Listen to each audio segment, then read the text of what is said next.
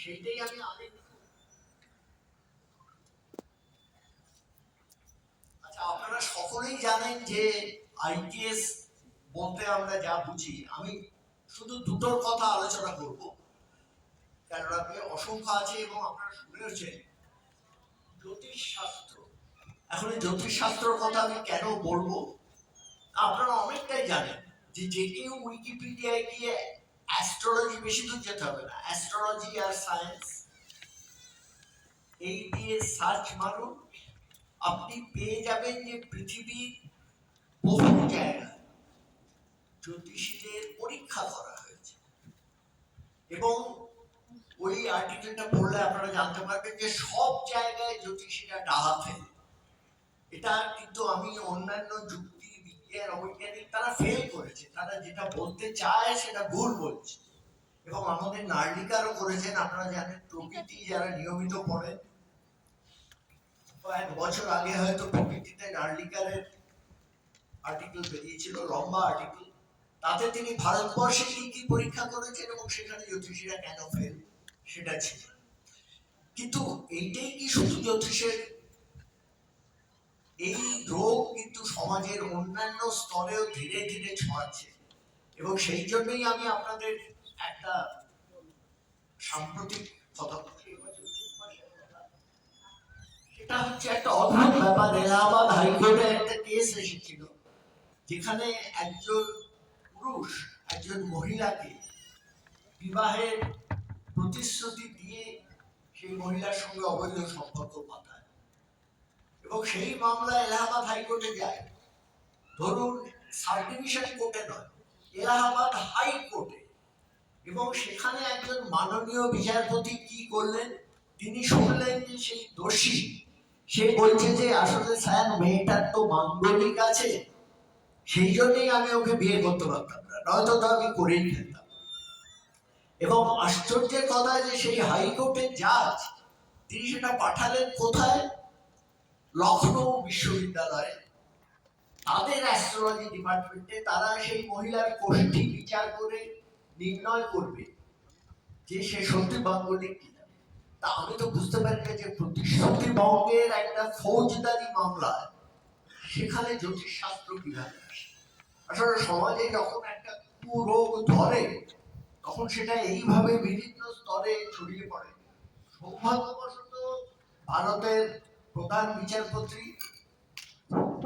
চন্দ্রচূড় তিনি নিজে থেকে সংবাদপত্রে খবরটা পড়ে একটা বেঞ্চ করে দেন, এবং সেই বেঞ্চ পরে বলে যে এই মামলায় লখনৌয়ের অ্যাস্ট্রোলজি ডিপার্টমেন্টের কোনো ভূমিকা থাকে। কিন্তু এর পরেও একটা সাংঘাতিক কথা আছে। সেই সুপ্রিম কোর্টের বেঞ্চের দুই জাজ তারা কি বললেন? কোনো বলার দরকার ছিল না, তারা মামলাটা করে দিয়েছে। তারা বললেন যে আমরা সবাই জানি যে অ্যাস্ট্রোলজি বিজ্ঞান, তবে হ্যাঁ এই মামলায় সেটা প্রযোজ্য নয়। ওই কথাটা বলার কি দরকার ছিল? সুপ্রিম কোর্টের দুই বিচারপতি কি উদ্দেশ্য নিয়ে বলেছিলেন আমার পক্ষে অনুমান করা ছাড়া সম্ভব নয়। সুতরাং সেই কথায় আমি যাব না।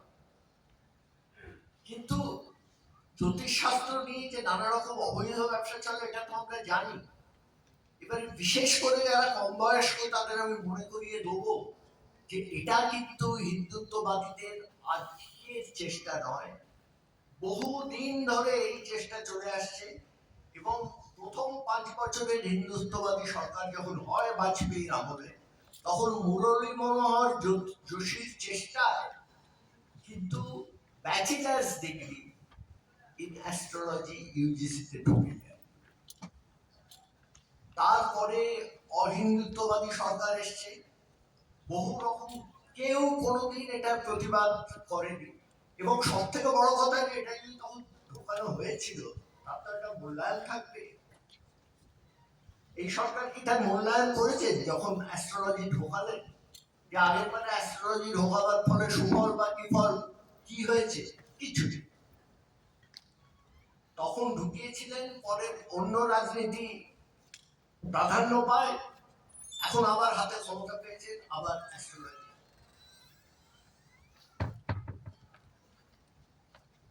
এইটা নিয়ে আমি খুব সংক্ষেপে বলবো যে আচ্ছা আমাদের দেশে তো ডেয়ারি সায়েন্স আছে, জুলজি আছে, তা হঠাৎ কাউ সায়েন্স করে একটা করবার কি দরকার? এবং শুধু তাই নয়, তার সর্বভারতীয় পরীক্ষা 1921 সালে করার কথা হয়েছিল, 2021 সালে করার কথা হয়েছিল, পরে সেটা বাতিল হয়ে গেছে। কিন্তু কেন বাতিল হয়েছিল?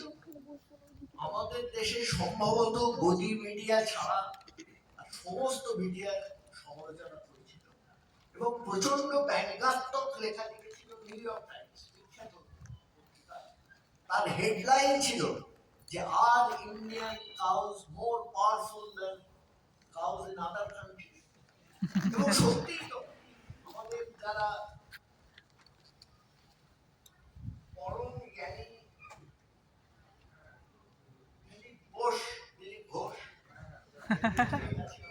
গরুর দুধে সোনা আছে, তারপরে আরো সব করেছিলেন। গরু নাকি করুণাময়ী, দেশি গরু করুণাময়ী, তার চোখ দিয়ে জল পড়ে, বিদেশি গরু এইসব। পরীক্ষা করার আসল উদ্দেশ্য ছিল বিজ্ঞান, গরুর এই অলৌকিক ধর্মগুলো প্রচারিত করা, এবং যার ফলে ভারতবর্ষকে আন্তর্জাতিক মহলে একটা বিরাট থাপ্পড় খেতে হয়েছে।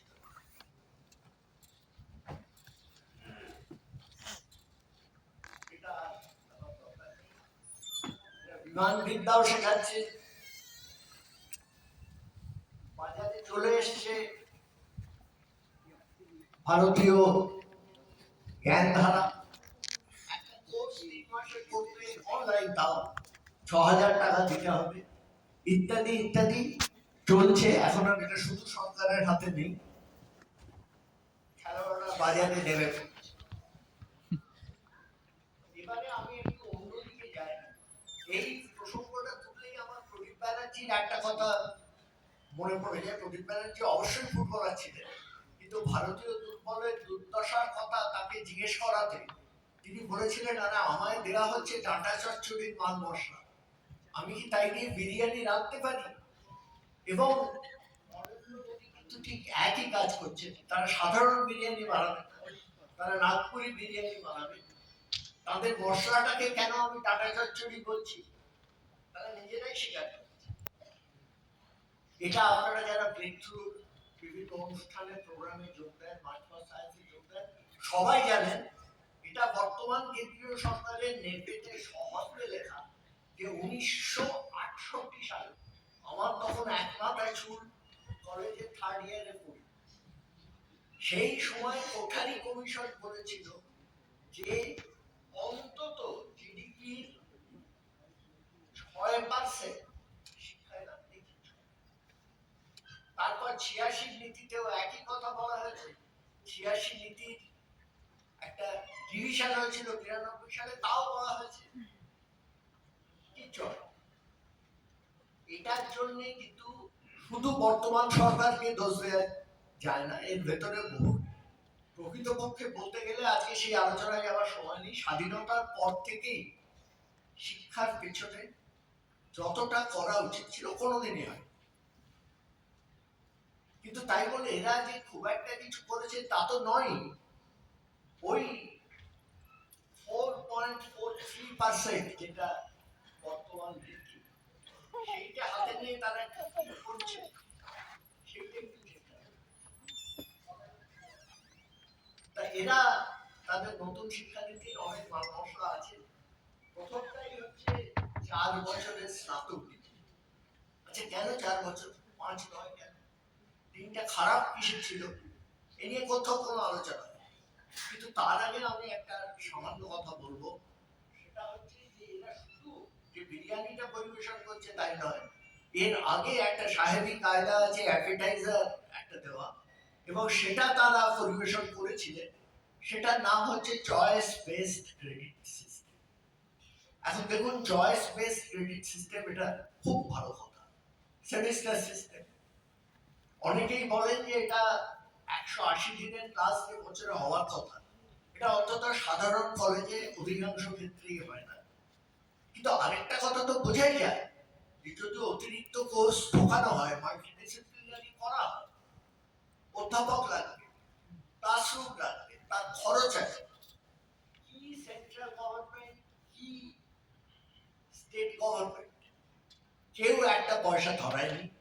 এখানে আমি যার কাছে এই বিষয়ে অনেক জেনেছি, দেবাশিস বাবু উপস্থিত আছে, দেবাশিস হাইচ, এবং তিনি কলেজে পড়ান, এবং প্রকৃতপক্ষে সেই পার্টটাই সেই গেস্ট লেকচারার দিয়েই চলছে, কিন্তু তার নাম হয়ে গেল চয়েস বেসড সিস্টেম। এখন আমার ধারণা হচ্ছে যে যেটাকে ঘাপলা বলে, এই 4 ইয়ার্স বিএসসি কোর্স, এটা ঠিক আরেকটা ওই রকম ঘাপলা হতে চলেছে, যে সেখানে তারা যা যা প্রমিস করছে তার মধ্যে একটা হলো, প্রধান হলো যে 4 ইয়ার বিএসসি তে রিসার্চে সুযোগ থাকবে। আরে আমি তো আমার জীবনের অধিকাংশ সময় পোস্ট গ্রাজুয়েট, আন্ডার গ্রাজুয়েট মিলিয়ে পড়েছি, কত সোজা রিসার্চ। ধরুন কেউ যদি একটা বিষয়ে রিসার্চ করতে চান, ধরুন এখানে কোয়ান্টাম মেকানিক্স, সে ফোর্থ ইয়ারে কি পড়াবে, কতটুকু পড়াবে, এটা তো সম্ভব নয়। এবং এখানেও ঘর লাগবে, এখানেও রিসার্চের খরচ লাগবে, এখানেও স্টাফ লাগবে। আমার ধারণা এরা কিচ্ছু দেবে না, সেন্ট্রাল গভর্নমেন্ট কোনো রা কাড়েনি, এবং স্টেট গভর্নমেন্ট শুধু ডিটো দিয়ে গেছে যে আপনাদের সব কিছু আমরা মেনে নিচ্ছি, খরচাপাতি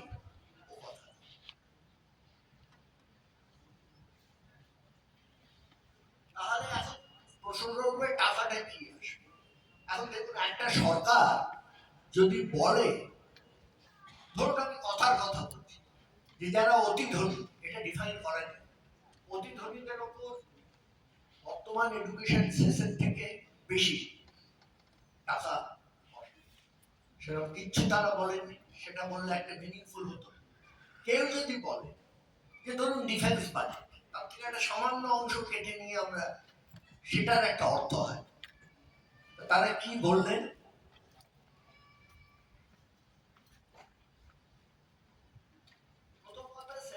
স্টেট মিলে 6% যত তাড়াতাড়ি, একদিন করনি কেন, কে বাধা দিয়েছিল? আর বর্তমান স্টেট আর সেন্টারের যা সম্পর্ক, তা দেখে কি মনে হয় যে তারা মেলামেশা করে ওটাকে 6% করবে? যাই public institution can take initiative towards raising philanthropy.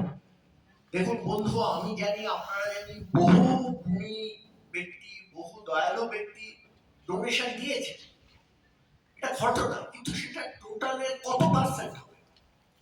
এবং এই কথাটা শুনলে তো ঘোড়ায় হাসবে, সৈয়দ মোস্তফা আলীর কথা ধার করে বলা যায় যে একটা ইয়ের ব্যাকবোন হবে ফিলান্থ্রপি। যারা ফিলান্থ্রপিস্ট তাদের প্রতি আমাদের প্রণাম রইল, কিন্তু এটা একটা কোনো শিক্ষানীতির ব্যাকবোন হতে পারে? তারপরে অবশ্য মাইনে বাড়ানোর কথা, দেখুন এটা নিয়ে আমার খুব একটা কিছু বলার নেই। এখন আমাদের দেশে একটা অংশের রোজগার অনেক বেড়েছে, কিন্তু প্রশ্ন হচ্ছে যে তুমি যে কলেজে খুঁড়িয়ে খুঁড়িয়ে সিবিসিএস চলছে, খুঁড়িয়ে খুঁড়িয়ে 4 ইয়ার্স, সেই কলেজে তোমার একটা লোককে বলতে লজ্জা হবে না, যেখানে সাধারণ ভারতীয় পড়ে, তোমাকে বেশি পয়সা দিতে হবে? আইআইটির ছেলেরা তো অলরেডি বেশি পয়সা দিচ্ছে। আইআইটির একটা সেমিস্টারে আমার এক্ষুনি মনে নেই, কিন্তু একজন ছাত্র যে হোস্টেলে থাকে তাকে 60-70 হাজার টাকার মতো খরচা করতে। যাই হোক, কিন্তু আমি কোন লজ্জায় যে যারা আমাদের দেশের অধিকাংশ, যাদের আমরা শিক্ষার সুব্যবস্থা করতে পারছি না, তাদেরকে বলবো যে তোমাদের থেকে বেশি মাইনে নেব?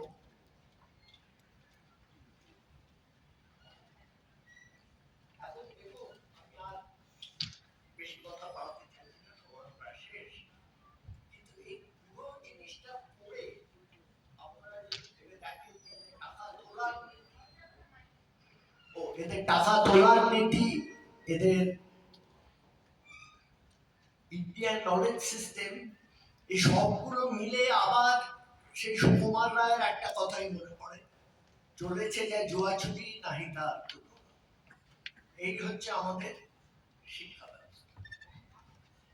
ধন্যবাদ। প্রশ্ন উত্তর আছে?